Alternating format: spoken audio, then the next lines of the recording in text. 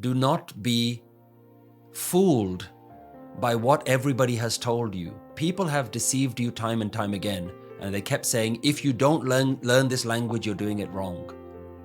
You're doing it wrong if you don't know how to say it. If you don't pronounce it the right way, you're doing it wrong. Somebody up there in the sky is going to do something wrong. This is not true. It's very, very important that what you're doing is something that you understand. If you don't understand the language of the Guru, then use your language. It's okay. You don't have to stand up and do ardas in a foreign language if you don't understand it. By all means, try and learn the language if you can.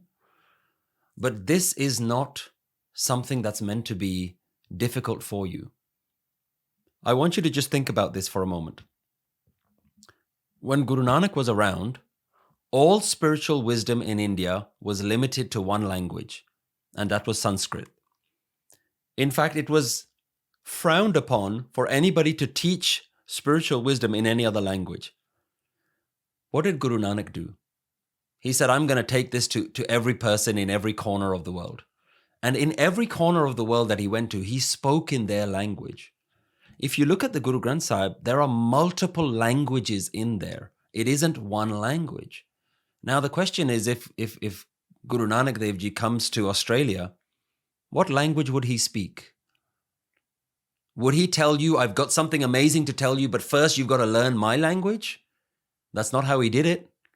He said, I need to tell you something. It's going to change your life. What language do you speak here? I'll do it in your language. And so what he did was he wrote songs in their language because he knew that the songs were the way that you could transform your thinking. So the question is, where is the Kirtan in English? Where is the Gurbani in English? In your language. Understanding the principles of what the Guru was trying to teach is far more important than feeling guilty about, I don't know how to do this language. So as long as you don't know the Guru's language, do it in English. It is so powerful for you to every day read the Bani in the language of your own thoughts. Because I always ask people, what is the language that you think in when you're having a dialogue? You know, some of us, we speak multiple languages, but what is the language that you think in? What is the language that you dream in? That's the language. Use that. Do not be fooled by what everybody has told you. People have deceived you time and time again, and they kept saying, if you don't learn this language, you're doing it wrong. You're doing it wrong if you don't know how to say it. If you don't pronounce it the right way, you're doing it wrong. Somebody up there in the sky is going to do something wrong. This is not true. They don't know how to connect, and they don't know how to connect you. Guru Nanak doesn't tell you, learn my language. He says, just start to change the way you think. Let me do it in whatever way. The Guru's trying to make your life so much easier.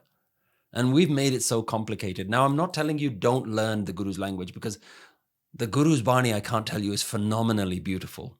It is so wonderful to hear this poetry. And it's taken a long time for me to, look, I wasn't brought up speaking Punjabi in my house. English is my first language, ever has been since a child. And I had to learn the language of Guru Granth Sahib. I still struggle to speak Punjabi, but I understand Kirtan probably better than I understand some poetry in Punjabi. If you give me a Punjabi newspaper or you put on the news channel, I'll probably struggle. But you give me a Shabad of Gurbani, I can start to do it. Why? Because I've spent time committing to learning that. And I'll give you a simple technique that I think has worked very well for me in order to start learning that language, in order to start really bringing that message in. What I would usually do is when I go to work, and you know how you open your emails and you start doing all those things, I would dedicate 5 minutes before I checked my emails. And what I would do is I would go on to the Hukamnama of the day. You know what that is? That's where the holy reading of the Guru Granth Sahib. Every day there's a new verse that's read at the Golden Temple at Harmandir Sahib. And I would go and read that, and then I would read the translation. And what I would start to do is I would start to doing word mapping. I would say that word there means this word in English. That word there means this word. So hukam, that means command. Shabad, that means word. And slowly, every day, just by spending 5 minutes, I started to build a glossary of the Guru's words in my mind. I started to understand the vocabulary. So now, when I'm listening to Shabads, I'm not saying that it's perfect for me. Even now, I use the apps. And I open a Shabad if a Hukamnama is coming, if Kirtan is coming, I'm reading it in English. Because I don't want to sit there and be frustrated thinking this sounds really nice, but I have no idea what it's saying. And we're so lucky with technology these days. You can have the Guru Granth Sahib in your own language on your phone right now. And so we have access to a lot of these tools. So it's amazing that you're saying that I don't connect with it, because that's a really important question. But what I would do with that is, I wouldn't want you to feel guilty about that. I would want you to ask yourself, what does connect me? How am I connecting? How can I connect even more? And then use that connect. Your connection is the most important thing. If you sit there for 45 minutes or an hour every morning just reading words that you don't understand, Guru Nanak might as well have given you the words in Sanskrit. He said, well, people don't understand this language anyway. And the way I'd like you to think about this, William Shakespeare, I don't know if you ever studied Shakespeare in school. I couldn't make heads or tails of it. English is my first language. I have no idea what Shakespeare is talking about.